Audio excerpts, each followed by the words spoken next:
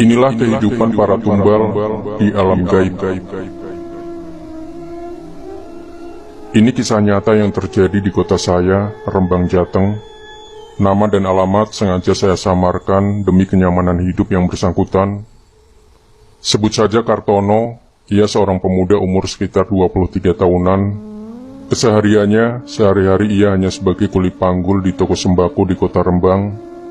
Kerja dari jam 7 sampai petang tanpa mengenal lelah demi menghidupi kesehariannya. Tempo dulu itu belum banyak yang kaya, hanya beberapa saja yang terlihat mapan, termasuk Nyonya Suharti ini. Nyonya Suharti ialah sang majikan Kartono, berperawakan galak namun dingin, memiliki hampir 3 cabang toko kelontong di kota Rembang. Emas berkilauan menghiasi tubuhnya, dari cincin sampai kalung, bak seperti toko perhiasan yang berjalan. Kartono baru bekerja sekitar 3 bulan lamanya. Ia masuk dan bekerja di situ sebagai pengganti karyawan sebelumnya, yang tak lain adalah tetangganya sendiri, yang sebelumnya bekerja pada Nyonya Suharti sudah hampir 1 tahun, yang meninggal mendadak saat jam makan siang di toko kelontong Nyonya Suharti. Hari-hari ia jalani sebagaimana mestinya karyawan kuli panggul, dari pagi sampai petang, begitu seterusnya, hingga suatu hari, saat jam makan siang yang diberikan majikannya, hari itu terasa berbeda dari yang biasanya. Terasa mudah untuk membuat tersedak. Sudah ia berkali-kali minum air yang disodorkan teman-temannya untuk mengurangi rasa tersedak, bukan malah menghilangkan sedak. Rasa tersedak makin menjadi-jadi hingga membuat panik teman-temannya. Kartono limbung dan pingsan. Dibawalah ia ke puskesmas terdekat untuk mendapatkan pertolongan. Rasa sedak itu yang membuatnya pingsan, namun kenyataan berbeda. Puskesmas menyatakan Kartono sudah tak bernyawa. Innalillahi. Kartono terbangun karena ditendang oleh sosok berperawakan tinggi besar dan hitam. Ia dibentak oleh sosok yang belum pernah ia kenal sebelumnya, apalagi tahu namanya. "Bangun, ikut saya." Begitu bentakannya. Begitu bentaknya sambil menyeret kaki Kartono entah kemana. Tempat yang belum pernah ia tahu sebelumnya. Tidak ada pepohonan, semua serba warna kemerahan. Apakah ini di akhirat? Ia bertanya dalam hati. Ingin sekali ia tanyakan kepada sosok yang menyeretnya. Namun ia urungkan, sebab ia tak berani menatap mukanya yang seram dan kejam. Selama perjalanan, ia melihat beberapa orang jenis manusia lalu lalang, dengan tampang lelah, seperti ada yang bekerja, entah memikul sesuatu. Ada pula yang menjadi penarik kereta, ada yang selalu mengempel lantai. Ada juga yang bertugas tiduran di depan WC, hanya untuk menjadi keset. Ada pula segerombolan manusia yang dicambuki, sampai berdarah-darah. Ada pula beberapa wanita telanjang, yang tugasnya melayani nafsu para iblis. Kartono mendapat tugas sebagai pembersih WC, jamban atau toilet. Jamban yang bentuknya aneh, belum pernah ia melihat jamban begitu besarnya.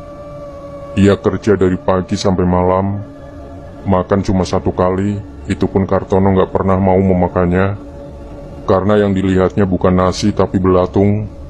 Namun orang-orang yang ada di situ lahap saja memakannya. Ia baru ngeh dan sadar, ternyata selama ini ia dijadikan tumbal oleh majikannya, yang tak lain adalah Nyonya Suharti sendiri, yang sampai tega mengorbankan karyawannya demi kekayaan di dunia. 7 hari sudah ia bekerja di situ. Semua orang yang kerja di situ diam dan membisu, tidak ada yang mengobrol, apalagi tanya ini itu. Tak dinyana ia melihat tetangganya yang dinyatakan meninggal sebelumnya. Hampir-hampir tak percaya ia melihatnya. Seseorang yang ia kenal akrab, sama-sama karyawannya Nyonya Suharti. Tetangganya itu bekerja menjadi penjaga pintu. Ingin sekali Kartono menyapanya, namun apa daya. Ia selalu diawasi oleh sosok besar yang siap kapan saja mencambuk tanpa ampun. Kartono lalu teringat bahwa ia bisa membaca ayat kursi. Itu adalah hafalan satu-satunya yang ia bisa, yang ia dapat saat mengaji waktu kecil dulu. Dibacalah ayat kursi itu, lalu, blam, secercah warna putih menyilaukan ruangan. Kartono terbangun, melihat sekeliling pepohonan yang rimbun, ia sadar telah berpindah alam.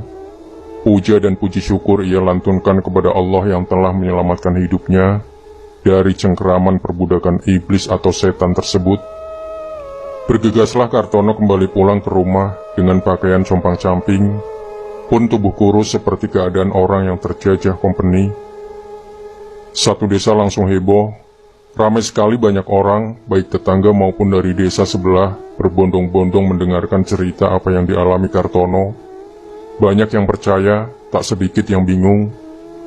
Lalu salah seorang warga menuturkan untuk mencoba menggali makam Kartono yang dulu ia dikebumikan. Diikuti persetujuan kepala desa dan ustadz setempat, makam digali. Masya Allah, Allahu Akbar.